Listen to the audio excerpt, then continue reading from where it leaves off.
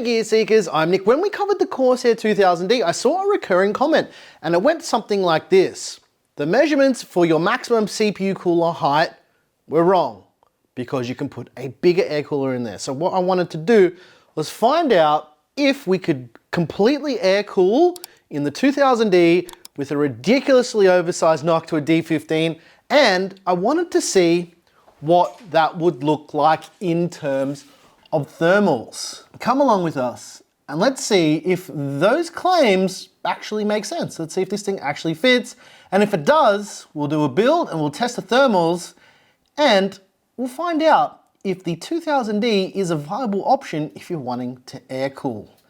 This one got me pretty interested, so strap yourself in. We're gonna go discovering some things today.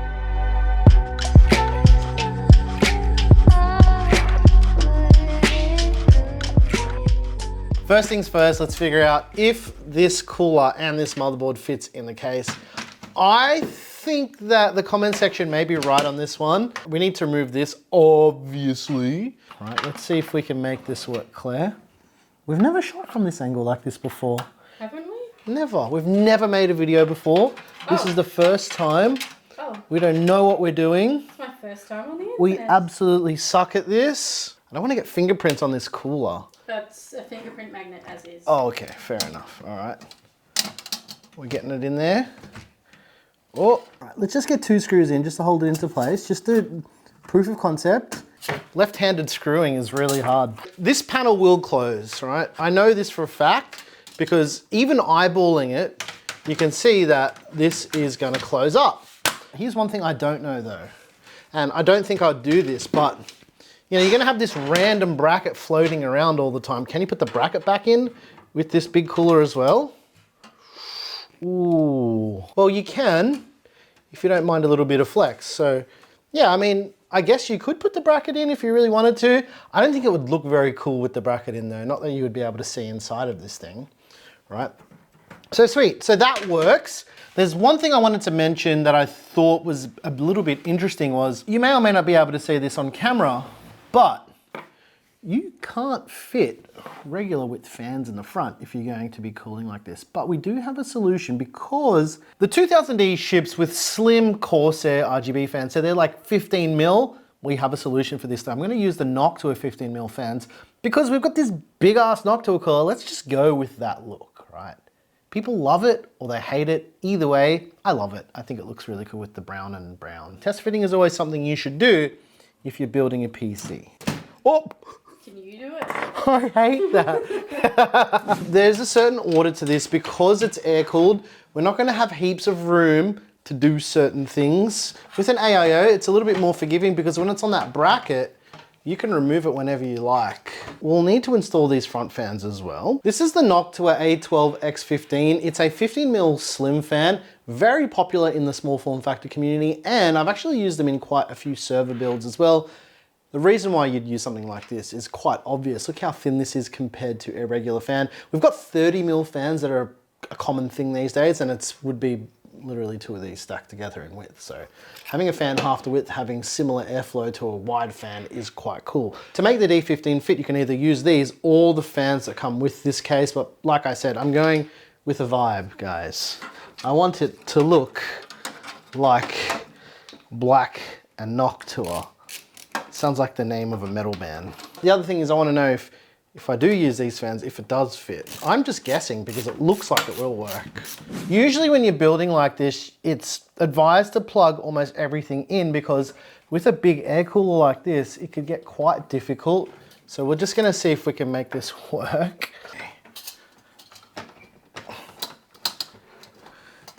Gotta make sure we're clear at the bottom. All right, that's in. I zoomed ahead and kind of did some cable management, but we're gonna put this 4090 Founders back in. This is the exact same hardware that we used for the review of this case, so we will be comparing the thermals. Okay, it's a bit of a thick boy. And it's actually funny because from the back side, I can see where to plug it in. That was cool. All right. And your mum's, your Bob's, uncle's, dad's, father's, son. Wow, I really don't understand how computers work, huh?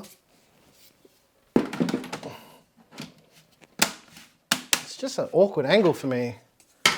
Don't need that anymore. Bang, bang.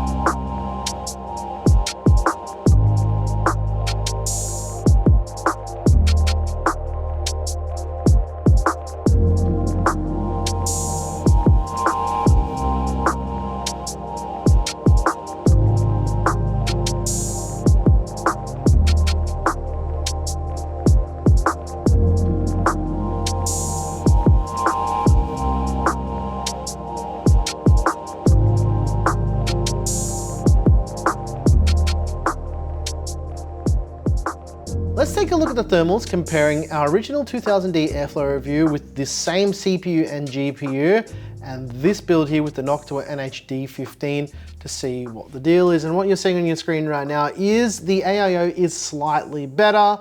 However, the idle temps for the air cooler are better. That's mainly to do with things like there being more air flowing in the case than with the AIO because less of the case is blocked off, but the load temperatures are slightly higher than with the liquid cooler for obvious reasons. There's less surface area with this cooler and it is a little bit easier to saturate this cooler with heat, which is fine, right?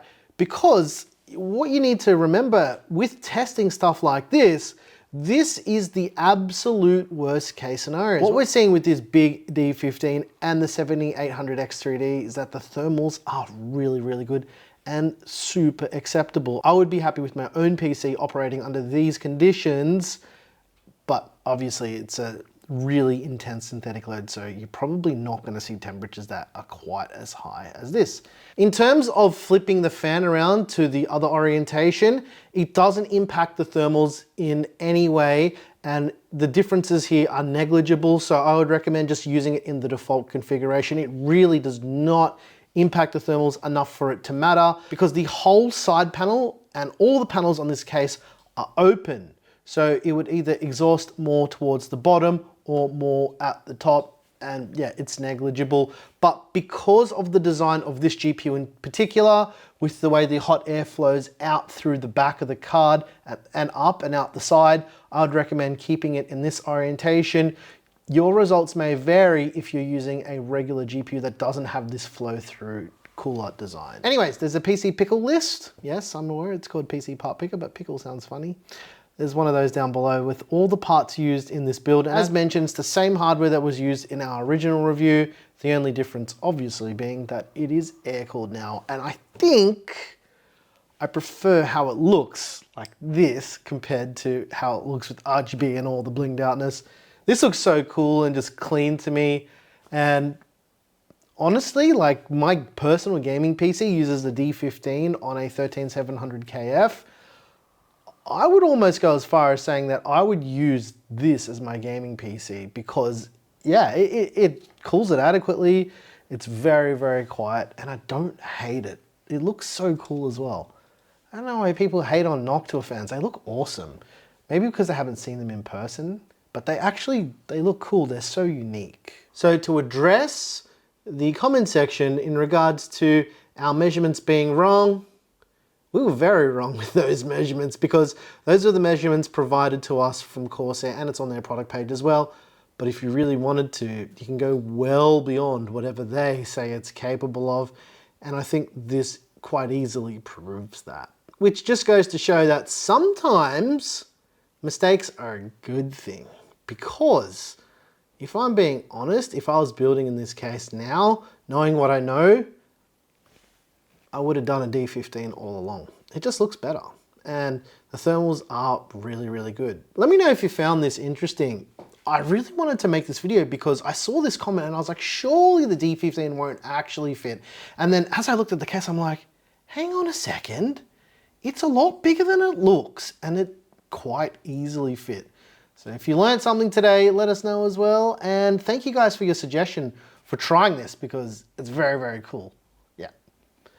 Anyways, if you haven't subscribed yet, get yourself subscribed. Hit the like button if you like the music you heard here. I make all the music. It's available by clicking that join button right down there down below. I've also got a video on how I do that. There's also a link to that in the description down below. Once again, thank you so very much for watching. I'm your boy Nick with Gear Seekers. On this really cool air cooling journey, you peak, we seek. Let me know if there's any other cases that you think have better specs than they appear to have that fit bigger coolers than you would think they would fit. Because over the last couple years with the channel, we've discovered a lot of stuff like this. And this one was a nice surprise for me. Thanks for watching. Hope you enjoyed it. I had fun making this one.